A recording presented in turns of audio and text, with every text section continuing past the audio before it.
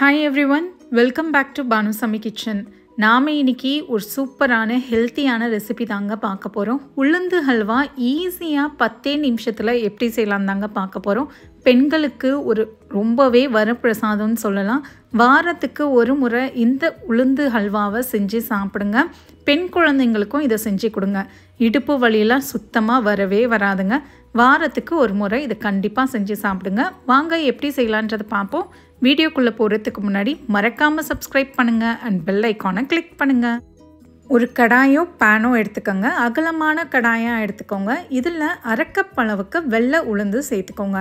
நீங்கள் கருப்பு உளுந்து கூட தாராளமாக சேர்த்துக்கலாம். இதை நல்லா பொன்னிறமாக வறுத்துக்கோங்க. ஹை ஃப்ளேம் மீடியம் ஃப்ளேம்னு மாற்றி இந்த முழுசாக இது நல்லா செவந்து வரணுங்க. எக்ஸாக்டாக ஒரு 2 நிமிஷத்தில் பாருங்கள், இந்த அளவுக்கு நல்லா செவந்திருக்கணும். அப்போ தான் அதோடைய வாசனை வராது. இந்த அளவுக்கு செவந்ததுக்கப்புறம் அடுப்பை அணைச்சிருங்க. இதை கம்ப்ளீட்டாக ஆற விட்டுருங்க. இது கம்ப்ளீட்டாக ஆறினதுக்கப்புறம் மிக்ஸி ஜாரில் சேர்த்து இதை நல்லா ஃபைன் பவுடராக அரைச்சி ஒரு பக்கமாக எடுத்து வச்சுருங்க. இப்போது பேனில் 2 டேபிள் ஸ்பூன் அளவுக்கு நெய் சேர்த்துக்கோங்க. டோட்டல் நெய் பார்த்திங்கன்னா 50 கிராம் அளவுக்கு நான் நெய் சேர்த்துருக்கேன்.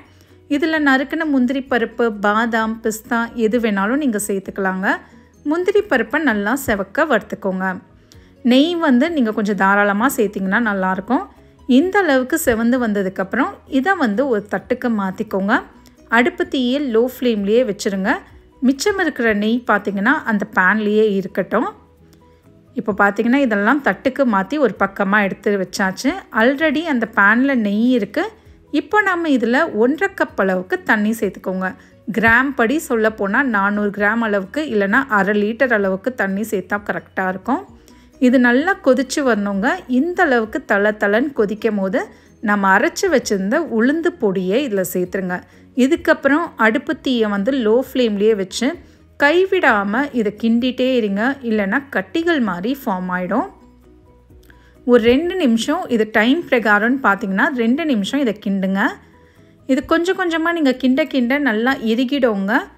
பாருங்கள், இந்த அளவுக்கு நல்லா இருக்கும். இது இடுப்பு வலிக்கு, எலும்பு ப்ராப்ளம் இருக்கிறவங்களுக்கெல்லாம் ரொம்ப நல்லதுங்க இந்த உளுந்துனாலே. இப்போ பார்த்தீங்கன்னா நல்லா இது பாருங்கள் திரண்டு வந்திருக்கு. இந்த அளவுக்கு தான் இருக்கணும். நீங்கள் நான்ஸ்டிக் பேன்னா இன்னும் நமக்கு ஈஸியாக இருக்கும். மறுபடியும் ஒரு 2 டேபிள் ஸ்பூன் அளவுக்கு நெய் சேர்த்துக்கோங்க. கொஞ்சம் கொஞ்சமாக நெய் சேர்த்து கிண்டுங்க. டோட்டல் கிண்டுற ப்ராசஸ் ஒரு 10 நிமிஷம் கிண்டணுங்க. அதுதான் கரெக்டு டைமிங்ஸ் நமக்கு. 2 நிமிஷம் இதை நல்லா கிண்டி விட்டுட்டே இருந்தீங்கன்னா அதோடைய நெய் லைட்டாக பிரிஞ்சு வர ஆரம்பிக்கும். பாருங்கள், இந்த மாதிரி சுருண்டு வரணுங்க. நான்ஸ்டிக் பேனாக இருந்தால் இன்னும் நல்லது. நமக்கு கீழே ஒட்டாமல் நல்லா அழகாக திரண்டு வந்துடும். எக்ஸாக்டாக 2 நிமிஷத்துக்கு அப்புறம் பார்த்திங்கன்னா இப்படி தாங்க இருக்கும். இப்போ நாம் இதில் அரை கப் அளவுக்கு வெள்ளை சர்க்கரை நான் சேர்த்துருக்கேன். நீங்கள் நாட்டு சர்க்கரை கூட யூஸ் பண்ணிக்கலாம். இது கூடவே கொஞ்சமாக ஏலக்காய் தூள் சேர்த்துக்கோங்க. நான் அரை கப் அளவுக்கு சர்க்கரை எனக்கு கரெக்டாக இருந்ததுங்க. நீங்கள் இனிப்பு கொஞ்சம் ஜாஸ்தியாக சாப்பிடுவீங்க அப்படின்னா 1.5 கப் அளவுக்கு சர்க்கரை சேர்த்துக்கோங்க. சர்க்கரை சேர்த்ததும் இது நல்லா கொஞ்சம் லூஸான பதத்துக்கு வருங்க. சர்க்கரை கரைய நமக்கு லூஸான பதத்துக்கு அது வந்துக்கிட்டே இருக்கும். தண்ணிலாம் எதுவுமே சேர்க்க வேண்டாம்.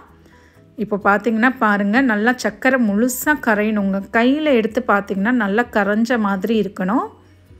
இப்போ நாம் இதை கைவிடாமல் 2 நிமிஷம் மறுபடியும் கிண்டிகிட்டே இருங்க. 2 நிமிஷத்துக்கு அப்புறம் பார்த்திங்கன்னா பாருங்கள், பேன்லேருந்து அழகாக சுருண்டு வந்திருக்கு. சர்க்கரை முழுசாக கரைஞ்சிடுச்சு. இந்த ஸ்டேஜில் நாம் வறுத்து வச்சுருந்த முந்திரி பருப்பை இதில் சேர்த்துக்கோங்க. சேர்த்துட்டு மிச்சம் இருக்கிற நெய்யும் இந்த சமயத்தில் சேர்த்துருங்க. டோட்டல் ஒரு 5-6 டேபிள் ஸ்பூன் நெய் சேர்த்தா கூட கரெக்டாக இருக்கும்.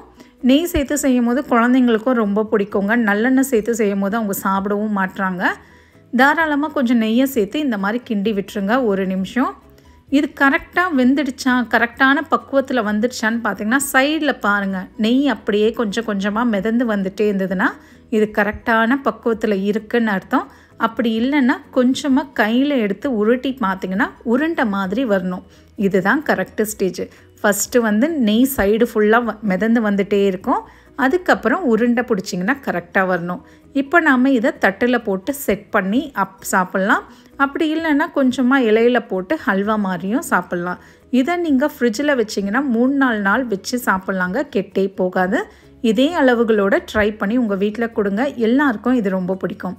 ட்ரை பண்ணி பார்த்துட்டு எப்படி வந்ததுன்றதை கமெண்ட்ஸில் சொல்லுங்கள். மறக்காமல் சப்ஸ்கிரைப் பண்ணுங்கள் அண்ட் பெல் ஐக்கானை கிளிக் பண்ணுங்கள். தேங்க்யூ ஃபார் வாட்சிங்.